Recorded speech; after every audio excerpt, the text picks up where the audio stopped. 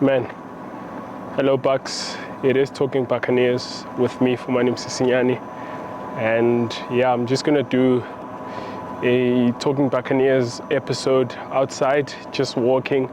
The reason is because I don't have lights at my place, so I thought let me just step outside. Also just to take a walk after obviously Orlando Pirates 2, Magesi 3. Yeah, you don't need me to tell you, disappointing result for the mighty Orlando Pirates. But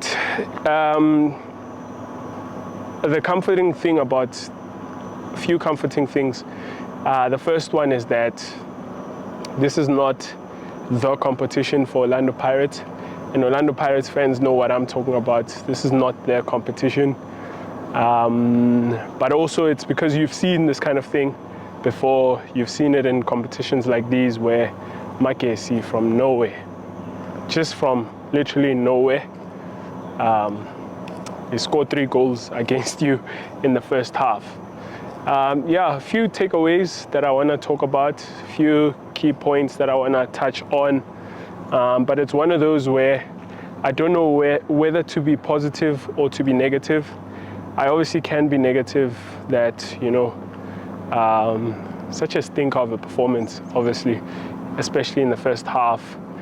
But then there's also a positive side. We saw, obviously, the bounce back ability. That's a term, bounce back ability of Orlando Pirates, a team that is able to, when they are under the cosh and backs against the wall, and we actually need a goal. We saw that Orlando Pirates can get 2 goals, in fact, in the last 10 minutes. And I'm somewhat pleased by the fact that, you know, in the 80th minute, there's still 2 things also. The fans believe that we're gonna get something, but more importantly, but I always talk about this, the players believe as well. But I think the players believing is a product of when they feel that, you know, the fans believe, because I keep talking about on this platform that that energy is transferable. Like the players can feel that, you know, the fans believe, and so they keep going and they keep going and they keep going. And we got 2 goals out of that belief, and that's amazing. But massive credit to, you know, Kabelo Dlamini with a worldie of a goal. I think that's what it was going to take today, because all the simple things, like the simple tap-ins, we weren't going to get those.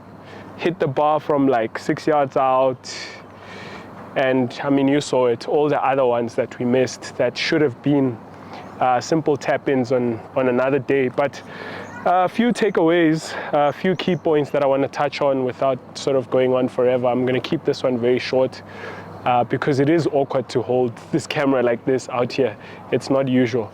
But I think the first one is that, you know, maybe talking about the Magesi goals, is that I know there's going to be like a Sesani attack squad right now, like Facebook, Twitter, TikTok, all of that stuff. There's going to be a lot of like hate towards our own players, which, I mean, I can sympathize with the fans that, especially some I know will have traveled to Orlando Stadium from far, Saturday, let's go watch the game, and then, you know, then you get that kind of display. But the thing that I want to say, maybe let me go through the goals. The first one, I think, you know, actually really poor defending by Orlando Pirates as a collective, rather than what I see that, you know, that was a deal. You know, I see a lot of singling out of players in these goals. Like in the first goal, I think I've already seen stuff about Dino van Rooyen or Dion Horto or that sort of thing. But what I want to like sort of, or what I saw is, I saw a bit of shambles in simple defending by the whole team really, but also even our centre backs, because I do think that part of the job of the centre backs is to, you know, make sure that everyone is in like proper position to defend, you know. But I think actually what we saw there with the first goal, and I think we saw it in the second goal as well, I think it was a complacency in defending. I think we were not in a defending mood. That's what it was. I think we were not in the mood to defend. We sort of thought that we can get away with sort of like a half kind of effort in getting back in proper positions and stuff like that. And what happened is that, you know, Magesi were playing on the transition, and they were trying to hit, I think, I'm going to forget his surname now, but yeah, Chiramandara, is that how you say it? I think you say it like that, Chiramandara, and the other guy, I forget his surname. I think I want to say Makubu, but I know why I'm saying Makubu, and it's not Makubu. But something like his surname started with an M, the center forward of Magesi. Those two players were, you know, the danger point for Orlando Pirates, because they were just hitting them. Those guys were keeping the ball up, they were holding it up well, and then what they were doing is sort of going towards the left side and then hitting crosses towards like the far post of Orlando Pirates. And what was happening is that, you know, you had our midfielders not getting back into proper defending positions. And my thing is, you know, Sbisi and Sisane are getting drawn towards the ball. They're not looking at their players, whether they're in position. Runners are running into the box without pulling people. I think Sbisi is looking, and at some point he's trying to tell someone to get back in position, but I feel like it was such a I mean, obviously you can't hear how loud it is, but it didn't seem like it was a forceful trying to get Rasibucha and Dlamini into proper defending positions, tracking runners into the box. But credit to Magesi, they were obviously going to play for those things. They were playing for those opportunities where they can make those box entries with power and speed and attack those far posts, and we saw that 2 goals obviously come from that.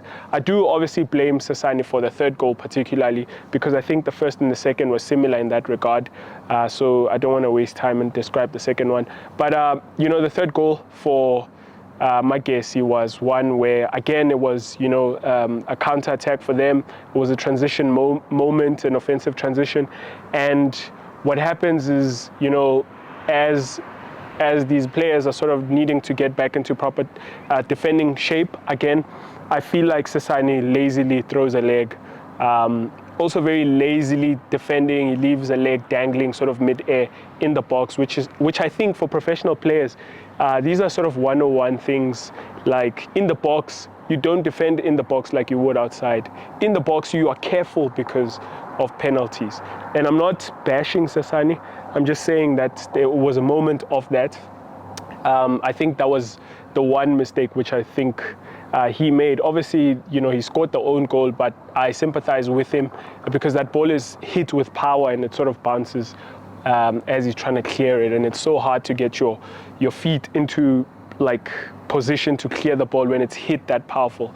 And yeah, I sympathize with his own goal, but I think the third goal, I obviously blame him. I think he leaves a dangling leg there, but everyone is sort of all over the place. I saw Rasibucha sort of just throwing his body you know, everywhere and stuff. But the thing is, these days are, you know, like what we can comfort ourselves with is that we've seen this kind of thing happen, and again, we saw the effort towards the end by our own players. But what I want to do, I want to give like massive credit to Relebogile Mofokeng, who I thought was almost single-handedly like grabbing the game by the scruff of its neck. Credit to, you know, the guys that were finding him isolated on the wing.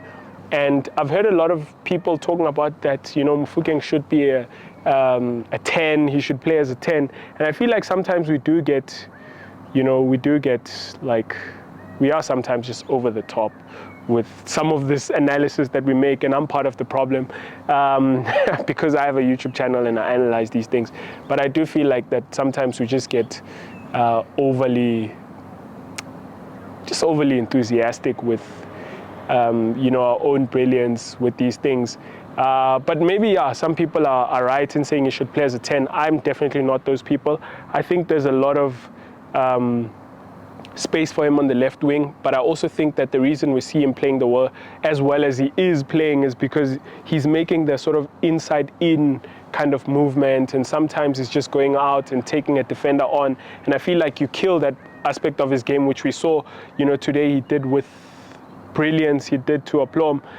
He was just sort of beating his defender every single time, and not only that, I saw a lot of him trying to get back into defensive shape. He had a lot of energy. It was just up for it, and he wanted to force things. He wanted to create things, and I think long may that continue. I think the longer he does that, the more he becomes undoubtedly the best player in the country, and it's no longer a conversation about young player, that sort of thing. But yeah, massive credit to Relebogile Mofokeng. Now I want to see who else I sort of want to give credit to. I'm trying to think. Not many people. I think Gamini, obviously, his spreading of the play is just fantastic. Well, Tito comes on, and I think he helps us a lot, especially with the interplay, trying to get past people and create spaces and that sort of thing. I thought Tito was, you saw why Tito's amazing. But then you also saw the other side, and especially when things aren't going well, you start to see mistakes are exaggerated. When things aren't going well, when you're desperate for a goal, you're going to see a Dion Hotto misplaced cross. I mean, you saw Dion Hotto fail to put the ball in the back of the net there. In the goal that gets ruled out for us, I think Hotto there, if he sorts out his feet, and he puts the ball in the back of the net, we maybe force it into extra time and maybe go on to win it from there. But I can't, be mad at Dion Hotto. He's been such a soldier for us, but I can point out things as and when I see them. And I know some people get mad at those things. They want me and other people who speak about Orlando Pirates to always say positive things. And any bit of pointing out mistakes or flops or faults, for them is just, yeah, you should keep quiet, you are drunk, that sort of thing. But yeah, I'm just not about that. I'm going to point out things as and when I see them. I do think that it is a consistent thing that Dion Hotto, just his qualities when he gets into the box or by the byline and things like that, then I think what's actually keeping Hotto from being a really great player is the fact that he just has a deficiency when it comes to the final product, putting the ball in the back of the net or putting the ball in the path of your teammate to score. Then you start to see that, okay, he's lacking in this department. And I thought that was one of the games where it got exaggerated because, come on, man, we need a win. But he also skied a few crosses. Not only that, not only him, sorry. I feel like, you saw some players as well. Rasebocha, for me, my concern around him, if you've watched some of the episodes where I've spoken about him on this channel, what I've said is that I feel like he's also overly enthusiastic with his passing. I saw him, try and force some passes again. Just played some dramatic ones where I don't know who he was looking for there. Yeah, and maybe let me leave it there. Let me not be on the players' necks. I think they did obviously make an effort, and I want to say it's a collective effort. Though I do think it was a few players that were doing really well, and it was just not enough because you needed some players to come through with a bit of quality in moments, but they couldn't. Last thought. Here's my thought around Karim Kimvwidi. I'm actually decided what I think about Kimvwidi.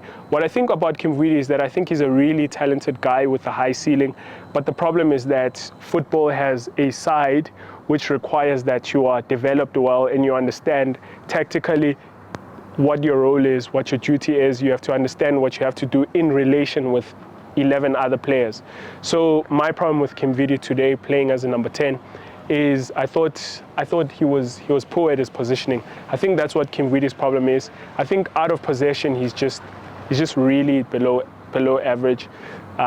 He's got a lot of work to do. I think when we're on the ball and he's our number 10, you sometimes just see him standing. Yeah, and only Lionel Messi is allowed to stand in a football game. No other player can stand. If you're going to stand, you better be standing because you see something. But I think he's not he's just standing at times, and he's not, finding spaces where he can hurt oppositions. So I feel like he does just go missing, and he's in the wrong places, not only offensively, even defensively. I thought, because one of the things that Maswanganyi gives us as a number 10 is that he's part of our defending from the front, and that's a hugely important part of Orlando Pirates strategies, that we've got to defend from the front. And I think Kimvidi, he's bad in that regard. And yeah, I think Kimvidi is going to need to improve.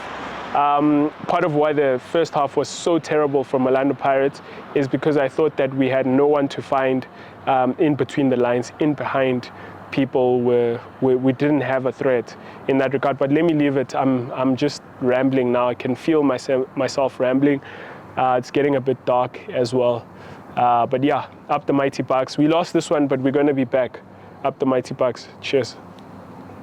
Well, I hope you enjoyed that video from Talking Buccaneers. If you did, please hit that subscribe button so you can stay up to date with all our future content.